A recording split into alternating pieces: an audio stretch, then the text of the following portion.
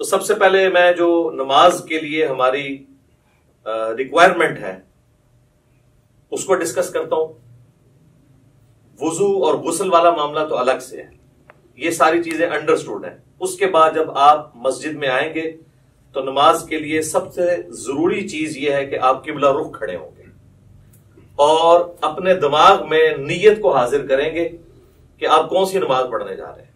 جب تک نیت حاضر نہیں ہوگی نماز درست نہیں ہوگی. صحیح بخاری اور صحیح مسلم کی متفق علیہ حدیث ہے کہ اللہ کے محبوب صلی اللہ علیہ وآلہ وسلم نے فرمایا انما الاعمال بالنیات، اعمال کا دار و مدار نیتوں کے اوپر ہے.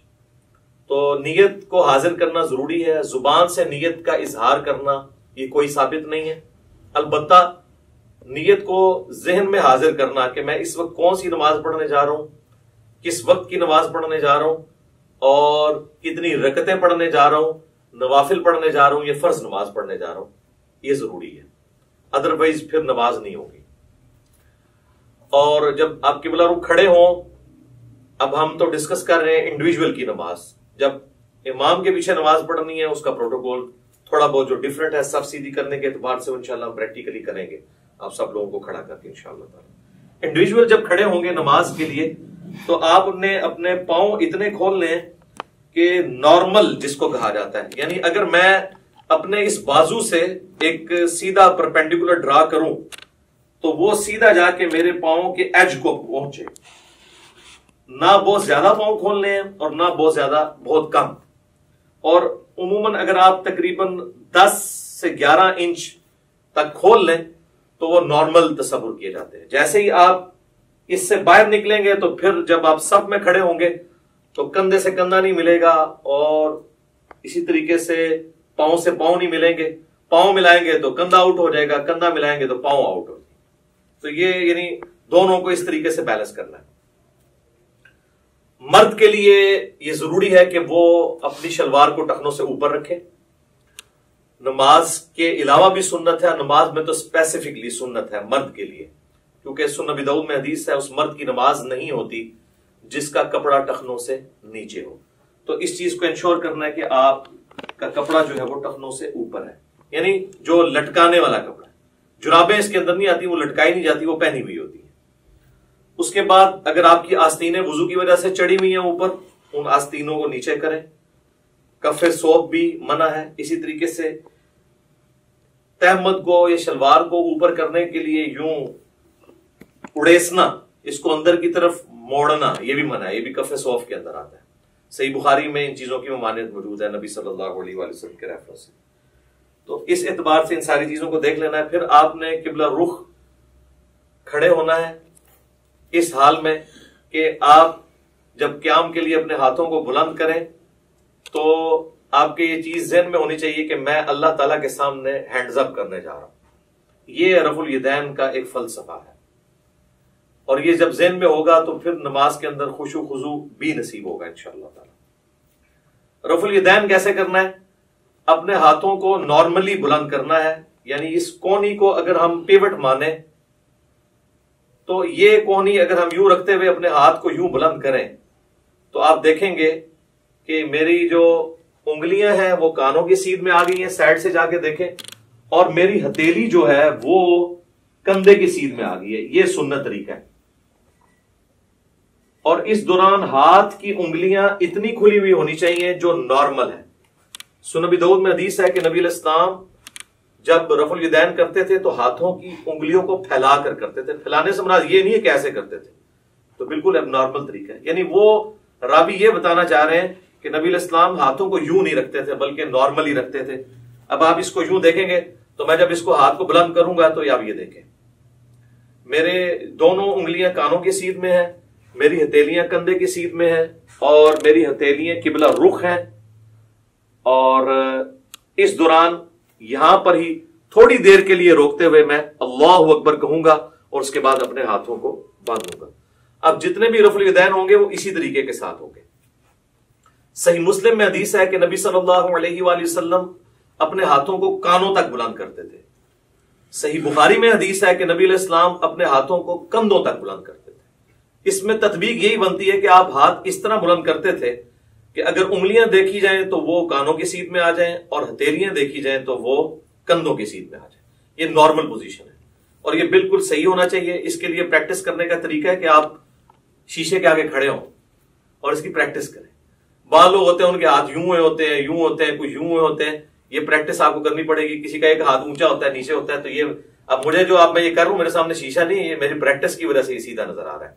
بعض اوقات آپ سمجھ رہے ہوں گے کہ سیدھا ہے لیکن وہ سیدھا ہوتا نہیں ہے, ٹیڑھا ہو جاتا ہے. تو اس کے لیے آپ کو پریکٹس کرنی پڑے گی. اور رفع الیدین کرتے ہوئے آپ نے اللہ اکبر کہہ کے ہاتھوں کو باندھنا ہے. یہ صحیح بخاری کے اندر یہ بھی حدیث موجود ہے کہ نبی علیہ السلام رفع الیدین کرتے اور اللہ اکبر کہتے. اور صحیح بخاری مسلم میں یہ بھی ملتا ہے کہ آپ صلی اللہ علیہ وآلہ وسلم اللہ اکبر کہتے اور رفع الیدین کرتے. لہذا اس چکر میں نہیں پڑنا کہ پہلے رفع الیدین کرنا ہے یا پہلے اللہ اکبر کہنا ہے. دونوں بیک وقت کہنے ہیں, آگے پیچھے کہنے ہیں, جس بھی طریقے سے کہیں سائملٹینیسلی آپ کہہ لیں. ہر صورتحال جو ہے وہ سنت کے مطابق ہے, کیونکہ اتنی جو باریکی ہے نا وہ احادیث کے اندر نہ تو اللہ تعالیٰ کو مطلوب ہے کہ اس طرح کی رپورٹ کی جائے, نہ نبی علیہ السلام نے ان کو اس طریقے سے تعلیم فرمایا. تو یہ بڑی امپورٹنٹ چیز ہے اس حوالے سے.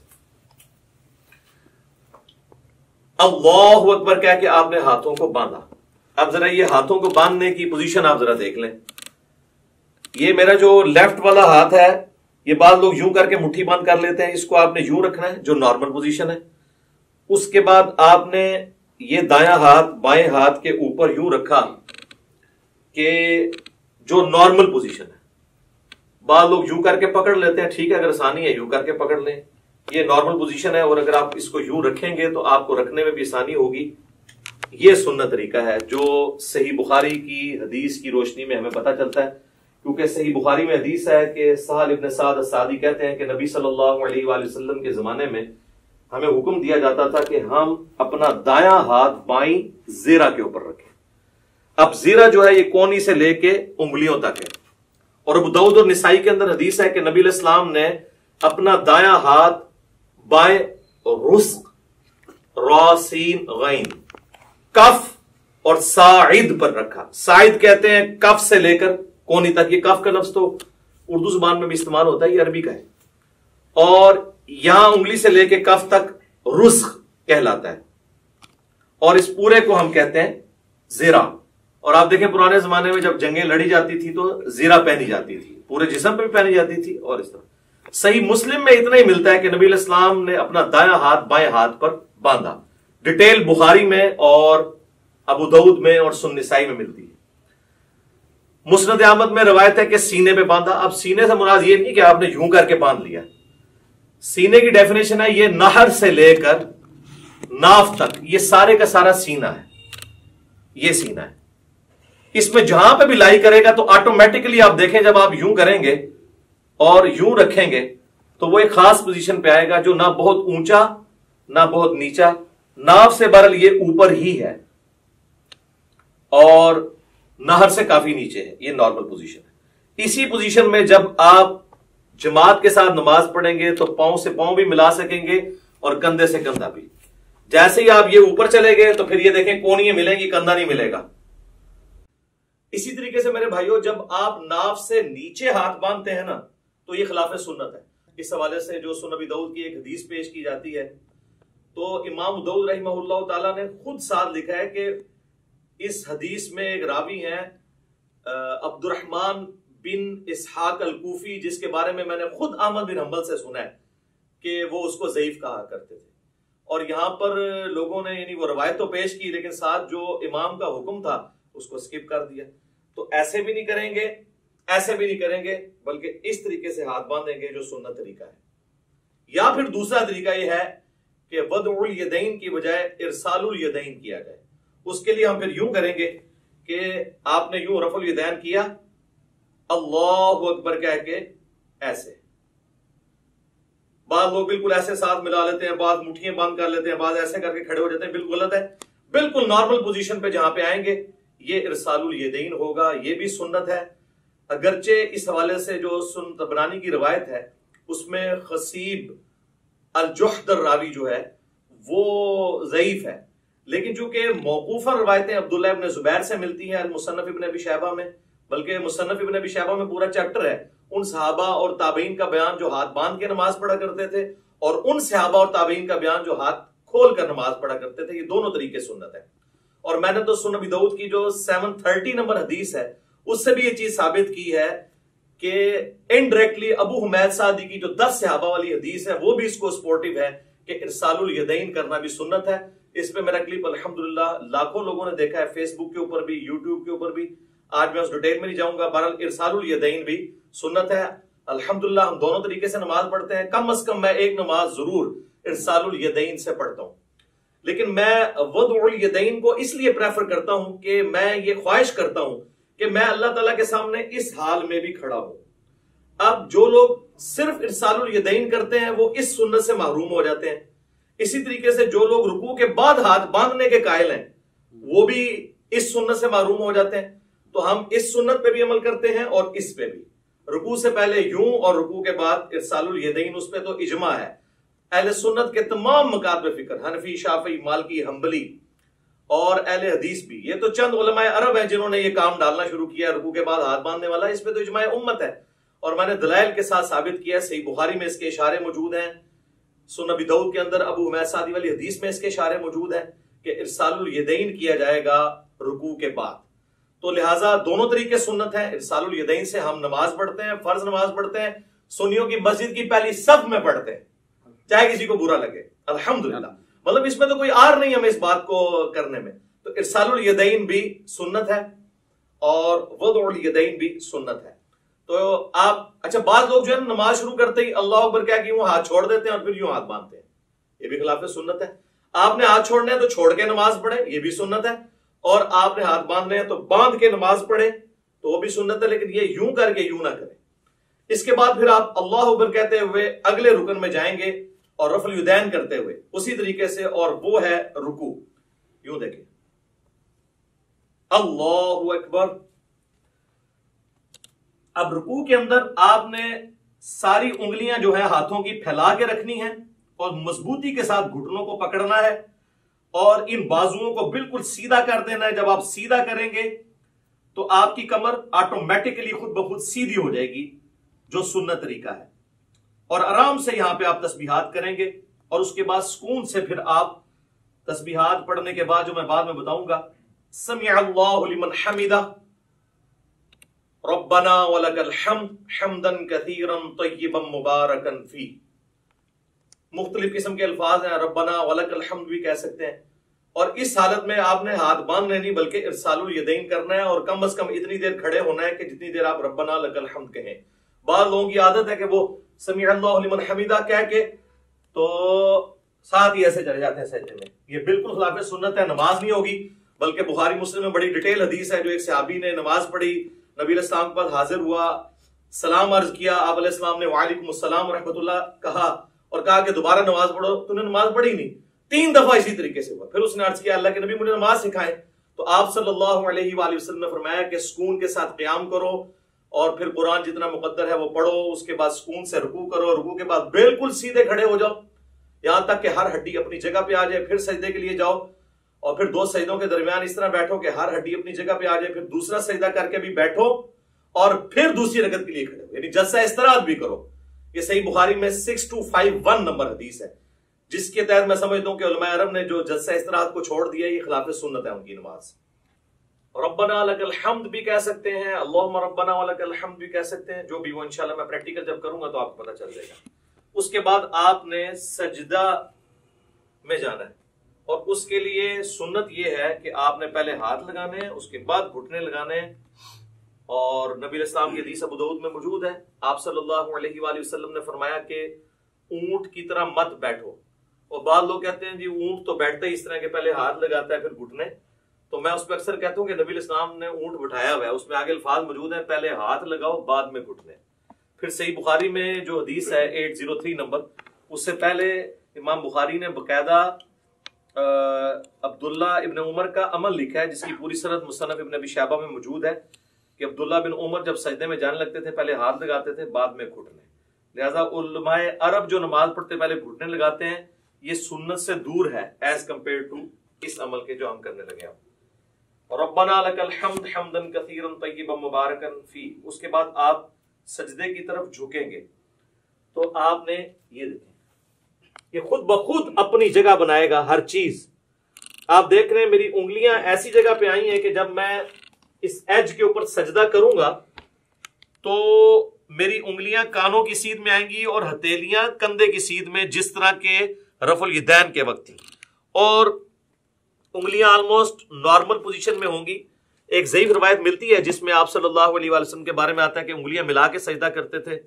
کچھ تابعین کے بارے میں صحیح سند سے بھی ملتا ہے کہ وہ پسند کرتے تھے کہ انگلیاں ملا کے کی جائیں، لیکن اس پہ کوئی مرفوع یا موقوف حدیث اس حوالے سے نہیں ملتی. آپ نارمل پوزیشن میں رکھیں، اتنی نہ کھول دیں کہ یہ قبلہ رخ سے ہٹ جائیں، یہ نارمل پوزیشن میں.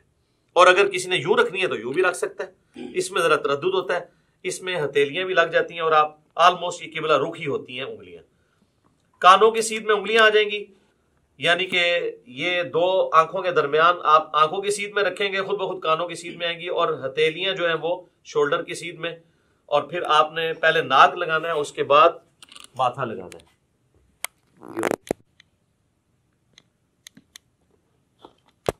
اسی حالت میں سجدے کی تسبیحات آپ نے پڑھنی ہے، سبحان ربی الاعلی، یا باقی تسبیحات انشاءاللہ پڑھ کے بتا دوں گا. اور پاؤں کی انگلیاں قبلہ رخ ہونی چاہیے، دونوں ایڑیاں آپس میں جڑی ہوئی ہوں، اور ہاتھ جو ہیں وہ پہلوؤں سے الگ ہوں، رانے جو ہیں وہ پنڈلی کے جوڑ سے الگ ہوں نارمل پوزیشن کے اوپر.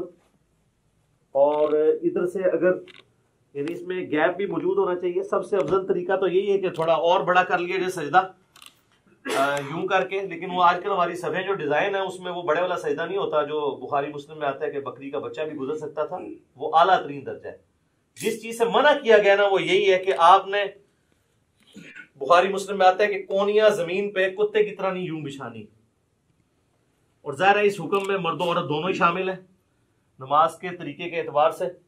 تو اس کو اٹھا کے رکھنی ہے اور پہلوؤں سے الگ رکھنا ہے، پیٹ سے نہ ٹچ کریں، پیٹ جو ہے وہ یہ رانوں سے الگ رہے، اور ران اور پنڈلی کا جوڑ جو ہے یہ الگ الگ رہے. اس حالت میں آپ نے سجدہ کرنا ہے.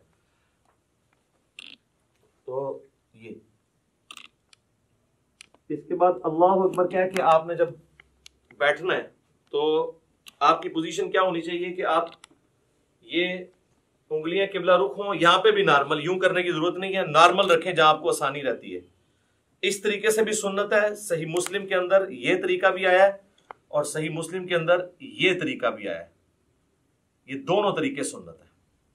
یہاں پہ مشہور ہے کہ جی وہ اگر کسی کی انگلیاں یوں نیچے ہو جائیں تو اس کی انگلیاں کاٹ دی جائیں، جبکہ صحیح مسلم میں کہ نبی الاسلام جب آخری رکعت میں تورک بیٹھتے تھے، جو میں اینڈ پہ بتاؤں گا، تو اپنے بائیں ہاتھ سے اپنے گھٹنے کو لقمے کی طرح پکڑ لیتے تھے.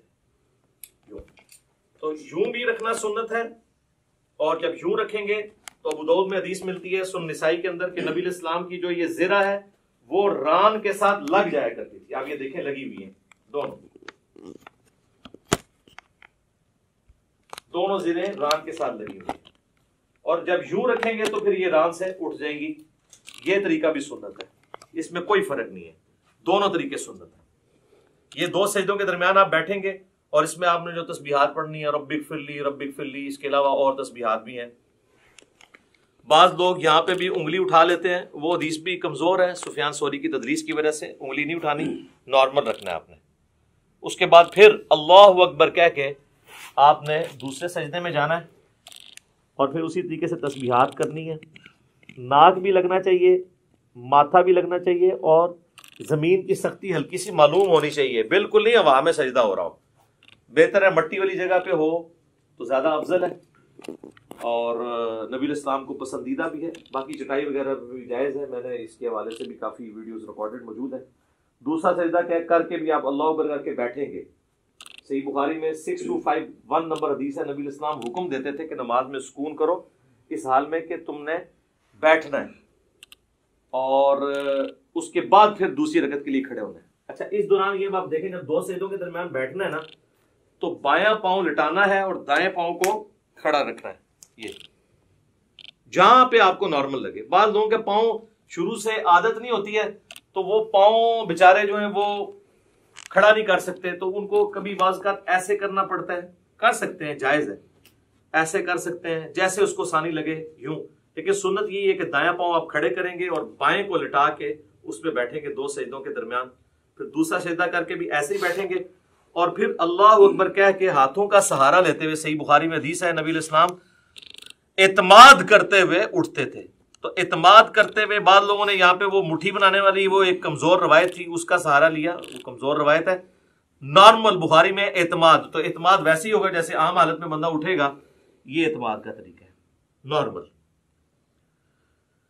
یوں کرنے سے یہاں پہ نشان بن جاتے ہیں، اور میں نے دیکھا لوگوں کی یہ ساری جگہ کالی ہوئی ہوتی ہیں، تو یہ تو اب ادھر تو آپ قالین پہ کر لیں گے، تو صحابہ کرام تو مٹی کے اوپر نماز پڑھتے تھے، تو کیا حالت ہو جاتی ہوگی اگر یہ والا کام ہو۔ تو وہ ایسے ایسے میں نے دیکھا یوں کر کے کھڑے ہو رہے ہوتے ہیں، اور وہ کہتے ہیں مٹھیوں والی حدیث، وہ تو روایت ہی کمزور ہے۔ بخاری میں واضح ہے کہ نبی علیہ السلام اعتماد کر کے تو دوسری رکعت کے لیے کھڑے ہوتے تھے۔ اور اب جب ہم نے دوسرے سجدے سے سر اٹھانا ہے، اللہ اکبر کہنا ہے، لیکن یہاں بیٹھنا ہے تو کچھ نہیں پڑھنا، بس اتنی دیر بیٹھنا ہے کہ سارے اعضاء اپنی جگہ پہ آ جائیں، اس کے بعد بغیر اللہ اکبر کیے ہوئے یوں کھڑے ہونا ہے، اور پھر ارسال الیدین کر رہے ہیں تو ایسے کھڑے ہو کے اگلی رکعت شروع کرنی ہے، اور وضع الیدین کر رہے ہیں تو اپنے ہاتھ باندھ کے، دونوں طریقے درست ہیں۔ اور پھر دوسری رکعت کو آپ نے اسی طریقے سے مکمل کرنا ہے۔ جب دوسری رکعت میں آپ تشہد میں پہنچیں گے، آپ دیکھ رہے ہیں دوسری رکعت جو ہے رفع الیدین کے بغیر شروع ہوئی ہے۔ جب ہم کھڑے ہوئے ہیں تو ہم نے رفع الیدین کر کے ہاتھ نہیں باندھے، بلکہ ڈائریکٹ ہاتھ باندھے۔ اور رکھتے جتنی ہیں وہ رفع الیدین سے شروع ہوتی ہیں، یعنی طاق رکھتے ہیں، پہلی اور تیسری، دوسری اور چوتھی بغیر رفع الیدین کے شروع ہوتی ہے۔ لیکن جو دوسرے والے رفع الیدین ہیں، رکوع میں جاتے وقت اور رکوع سے اٹھتے وقت، یہ ہر رکعت میں ہوتا ہے۔ ایک اور رفع الیدین بھی ہے جو انس بن مالک سے جز رفع الیدین میں امام بخاری نے نقل کیا ہے 2 سجدوں کے درمیان، تابعین سے بھی ثابت ہے، وہ بالکل ہم جائز سمجھتے ہیں۔ اب اگر کسی نے وہ کرنا ہے، ہمارے اہل تشیع بھائی کرتے ہیں، تو پہلے سجدے سے آپ اٹھیں، اللہ اکبر کہہ کے یہاں پہ بیٹھے، رب اغفر لی رب اغفر لی اللہم اغفر لی وارحمنی واہدنی وعافنی وارزقنی، اس کے بعد آپ نے یوں کرنا ہے اللہ اکبر، اور پھر دوسرے سجدے میں جانا ہے۔ تو یہ طریقہ بھی درست ہے کیونکہ صحابہ کرام سے ثابت ہے، لیکن اکثر احادیث سجدوں کے بغیر رفع الیدین والی ہیں۔ یہ اکثر لوگ کہہ رہے ہوتے ہیں سجدوں میں بھی ہے، تو ہم تو سجدوں میں بھی قائل ہیں، میں تو سجدوں میں بھی کر لیتا ہوں، ارسال الیدین سے بھی نماز پڑھ لیتا ہوں، وضع الیدین سے بھی پڑھ لیتا ہوں، تو اس میں کوئی فرق نہیں ہے، جو سنت طریقے ثابت ہے۔ تو دوسری رکعت میں جب آپ بیٹھیں، اگر تو 4 رکعت والی نماز ہے تو پھر آپ یوں ہی بیٹھیں گے جس طرح آپ جلسے کے اندر بیٹھتے ہیں۔ 2 سجدوں کے درمیان جو بیٹھنا ہے وہ جلسہ کہلاتا ہے، جس طرح رکوع کے بعد کھڑے ہونا قومہ کہلاتا ہے۔ تو یوں کر کے بیٹھیں گے، اسی طریقے سے یہ پاؤں کھڑے ہوئے ہوں گے، اور یہاں پہ آپ تشہد پڑھیں گے، اور تشہد بیٹھتے ہی آپ نے اپنی انگلی بلند کر لینی ہے۔ صحیح مسلم میں 4 حدیث ہیں رفع سبابہ کے اوپر، یعنی انگلی کو بلند کرنا۔ اس میں سنت طریقہ یہ ہے کہ آپ نے یہ درمیان والی انگلی اور انگوٹھے کا یوں ہلکا بنانا ہے ایسے کر کے، اور ابو داؤد میں الفاظ ہے کہ نبی علیہ السلام جب انگلی اٹھاتے تھے ہلکی سی جھکی رکھتے تھے، یہ ایسے کر کے نہیں اٹھانی، اور مسلسل تشہد میں بیٹھتے ہی اس کو اٹھا لینا ہے، اور اگر آخری تشہد میں ہے تو دعاؤں میں پہنچ کے اس کو ہلکی ہلکی یوں حرکت بھی دینی ہے۔ یہ بھی ثابت ہے، اور صحیح مسلم میں عبداللہ ابن زبیر جو نقل کر رہے ہیں وہ صرف اشارے کو نقل کر رہے ہیں، حرکت کو نہیں کر رہے، تو بغیر حرکت کے بھی اشارہ تھرو یوں کرنا یہ ثابت ہے۔ یہ طریقہ بھی ثابت ہے انگلی اٹھانے کا، اور ایک یہ طریقہ بھی ہے انگوٹھے کو اس جڑ میں رکھ کے یوں کر کے، اس کو کہتے ہیں وہ 53 کا عدد بنانا، یہ بھی طریقہ ٹھیک ہے۔ یہ دونوں طریقے ٹھیک ہیں، یہ عمومی طریقہ احادیث کے اندر رپورٹ ہوا ہے، چاہے یہاں پہ رکھیں چاہے یہاں پہ رکھیں، دونوں طریقے درست ہوں گے تشہد میں۔ اور یہ میں درمیان والے تشہد کی بات کر رہا ہوں جو 2 رکعتوں کے بعد ہے، جب آپ 4 رکعت پڑھ رہے ہو تو محمد عبدہ و رسولہ تک پڑھ کے ساتھ دروشی بھی پڑھ لیں تو افضل ہے۔ وہ مسند احمد میں حدیث موجود ہے کہ آپ تشہد کے بعد بھی کھڑے ہو سکتے ہیں۔ سنن نسائی میں، صحیح مسلم میں موجود ہے کہ نبی علیہ السلام جب 9 رکعت وتر پڑھا کرتے تھے تو 8ویں رکعت میں بیٹھتے، تشہد پڑھتے، دروشی پڑھتے، اس کے بعد دعائیں پڑھتے، اور پھر آپ صلی اللہ علیہ وآلہ وسلم کھڑے ہوتے تھے 9ویں رکعت کے لیے، تو درمیان والے تشہد میں پڑھ سکتے ہیں۔ بہرحال اس میں جب آپ کھڑے ہوں گے دروشی پڑھنے کے بعد اللہم صلی علی محمد وعلی آل محمد اتنا بھی پڑھ لیں تو کافی ہے۔ یہ بھی سنن نسائی میں 1293 نمبر 1293 نمبر حدیث ہے، نبی اسلام نے یہ مختصر دروشی بھی تعلیم فرمایا۔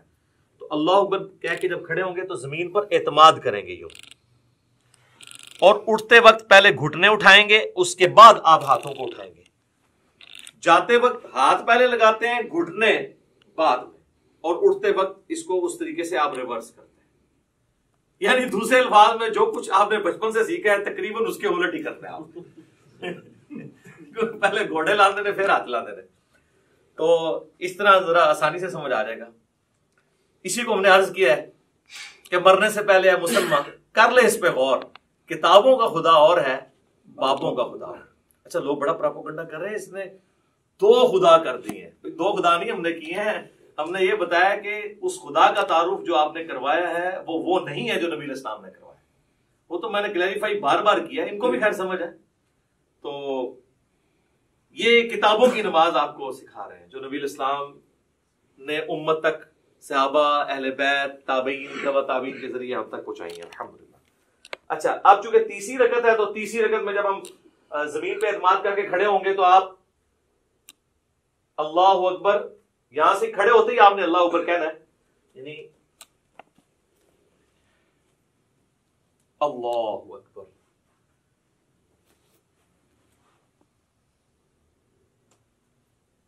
پھر وضع الیدین کر لینا ہے، یا اگر آپ نے ارسال الیدین کرنا ہے تو آپ یوں کر لیں، اور پھر تیسری رکعت میں جو پڑھنا ہے وہ انشاءاللہ میں پریکٹیکلی پڑھ کے بھی بتا دوں گا، سب کو پتہ ہی ہے، ہم تو پوسچرز اس وقت ڈسکس کر رہے ہیں کیسے کیسے پڑھانے ہیں۔ تیسری رکعت بھی اسی طریقے سے ہوگی، اور تیسری رکعت میں بھی دوسرا سجدہ کرنے کے بعد جلسے میں بیٹھ کے، جسے جلسہ استراحت کہتے ہیں، پھر آپ نے کھڑے ہونا ہے تیسری رکعت کے لیے اور چوتھی رکعت کے لیے، اور وہ رفع الیدین کے بغیر ہوگی، ڈائریکٹ ہاتھ باندھیں گے یا ارسال الیدین کریں گے نارمل پوزیشن میں۔ پھر اسی طریقے سے اللہ اکبر کہہ کے آپ رکوع میں جائیں گے، پھر رکوع سے اٹھیں گے اور ربنا لک الحمد کہیں گے۔ تو چوتھی رکعت میں جب آپ دوسرا سجدہ کر کے بیٹھیں گے تو صحیح بخاری میں موجود ہے، نبی صلی اللہ علیہ وآلہ وسلم تورک کیا کرتے تھے، اور اس میں الفاظ ہیں کہ چوتھی رکعت میں بیٹھتے تھے، اور ابو داؤد میں یہ الفاظ ہیں ابو حمید سعدی والی حدیث کے اندر کہ جس رکعت میں آپ نے سلام پھیرنا ہوتا تھا نا اس میں آپ تورک کرتے تھے۔ تو اس سے ہمیں یہ بات پتہ چلی کہ چاہے 4 رکعت والی نماز ہے، 3 والی ہے، 2 والی ہے، جس تشہد میں دروشی پڑھنے کے بعد آپ نے سلام پھیرنا ہے اس میں آپ نے تورک کرنا ہے۔ اور اس میں حکمت بھی ہے کہ اس میں انسان تھکتا نہیں ہے۔ تورک جو ہے یہ دایاں پاؤں آپ نے بائیں پاؤں کے نیچے سے گزار کے دائیں پاؤں کو آپ نے کھڑا کرنا ہے، اور آپ نے دائیں پاؤں کے نیچے سے بائیں پاؤں کو گزارنا ہے اس حالت میں، یہ تورک ہے۔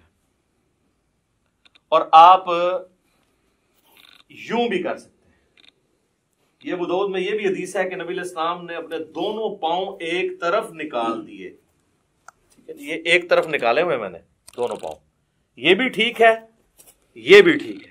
اس میں حکمت یہ ہے کہ جب آپ یوں بیٹھتے ہیں نا تو آخری تشہد تو چونکہ نبی علیہ السلام کا بہت زیادہ دعاؤں پہ ہوتا تھا، لمبا ہوتا تھا، اس میں آپ تھکتے نہیں ہیں۔ اس طرح بیٹھیں گے تو تھوڑی دیر کے بعد آپ کو تھکاوٹ محسوس ہونا شروع ہو جاتی ہے، الا یہ کہ بہت پتلا بندہ اس کو تو فیل نہیں ہوتا۔ تو یہ درمیان والا تشہد ہے اور یہ آخری تشہد ہے، چاہے وہ فجر کا ہو، مغرب کا ہو، عشاء کا ہو، آخری تشہد اس طریقے سے ہونا ہے۔ اور اس میں بھی آپ نے اس طرح انگلی اٹھا کے رکھنی ہے، تشہد میں مسلسل انگلی اٹھانی ہے۔ یہ جو کہتے ہیں اشہد ان لا الہ پہ اٹھاؤ، الا اللہ پہ گرا دو، یہ کوئی ثابت نہیں ہے، یہاں پہ رکھیں یہ بھی سنت ہے۔ اور یہ صحیح مسلم میں الفاظ ہے کہ نبی علیہ السلام جب تشہد میں بیٹھتے تو اپنا دایاں ہاتھ جو ہے وہ دانے گھٹنے کے اوپر بائیں گھٹنے پہ رکھ کے اس کو لقمے کی طرح پکڑ لیتے، جو آپ کے بابوں نے آپ کو سکھایا کہ جس کی انگلیاں نیچے ہوں انگلیاں کاٹ دی جائیں۔ اور یہ وہ سنت ہے جو صحیح مسلم کے اندر ہے۔ ہر شے ہی پٹھی دسی تانوں، پھر کہندے ساڈے بابیاں نوں کچھ کہندا ہے، اور کینوں کہواں میں نیوٹن نوں کہواں، جنہوں نے کام پایا انہوں نے کہنا ہے نا۔ یہ بھی سنت ہے، یہ صحیح مسلم میں یہ بھی سنت آئی ہے، اور یہ بھی، یہ مسلسل اٹھا کے رکھنی ہے۔ اور ابو داؤد میں، نسائی میں آتا ہے کہ جب آپ دعاؤں میں پہنچتے تھے نا تشہد کے اینڈ پہ درود شریف کے بعد تو ہلکا ہلکا اسے یوں حرکت بھی دیتے تھے. اور اس کے بعد جب آپ پورا تشہد دعائیں مانگ لیں گے پھر آپ نے دائیں اور بائیں سلام پھیرنا ہے. اس میں جو امام مسجد حضرات ہیں وہ تو سلام یہی پھیر ہوتے ہیں السلام علیکم ورحمۃ اللہ, اور دوسرا سلام ادھر کرتے ہیں السلام علیکم ورحمۃ اللہ. یہ بالکل خلاف سنت ہے. آپ نے دائیں طرف والے نمازیوں کو بھی اور فرشتے ہوں تو ان کی طرف بھی سلام بھیجنا ہے. تو اس کے لیے طریقہ یہ ہے کہ آپ نے پوری گردن موڑنی ہے یوں کر کے السلام علیکم ورحمۃ اللہ, السلام علیکم ورحمۃ اللہ. اچھا عربیوں کو ایک بڑا مسئلہ ہے.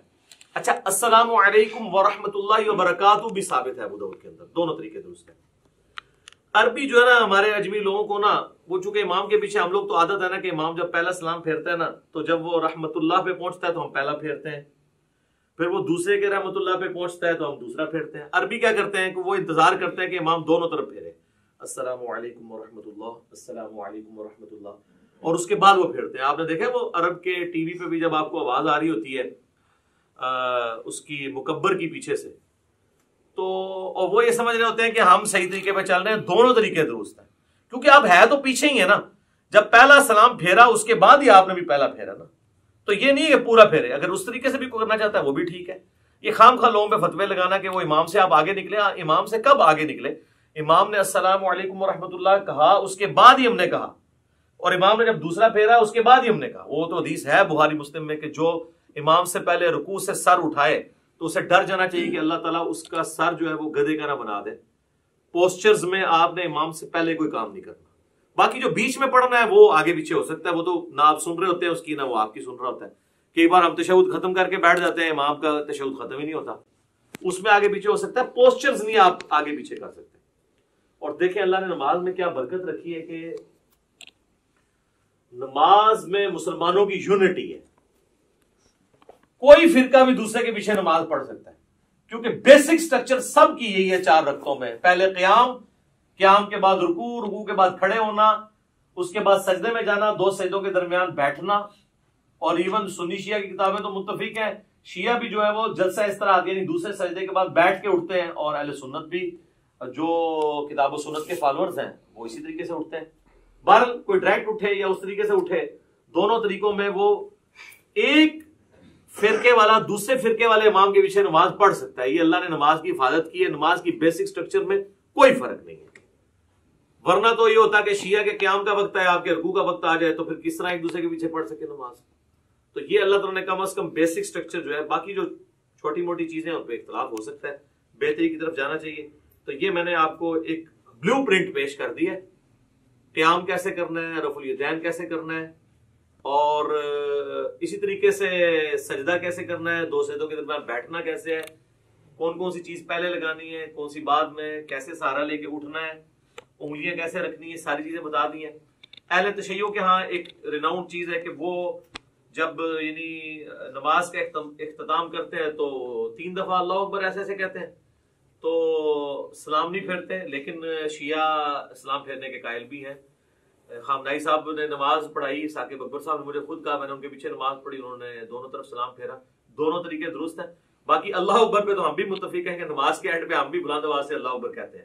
بخاری مسلم میں حدیث ہے کہ نبی علیہ السلام کی نماز کا مکمل ہونا اللہ اکبر کی آواز سے, تکبیر کی آواز سے پہچانا جاتا تھا. اس کے بعد آہستہ آواز سے 3 دفعہ استغفر اللہ, اور پھر اللہم انت السلام و منک السلام تبارک یا ذا الجلال والاکرام.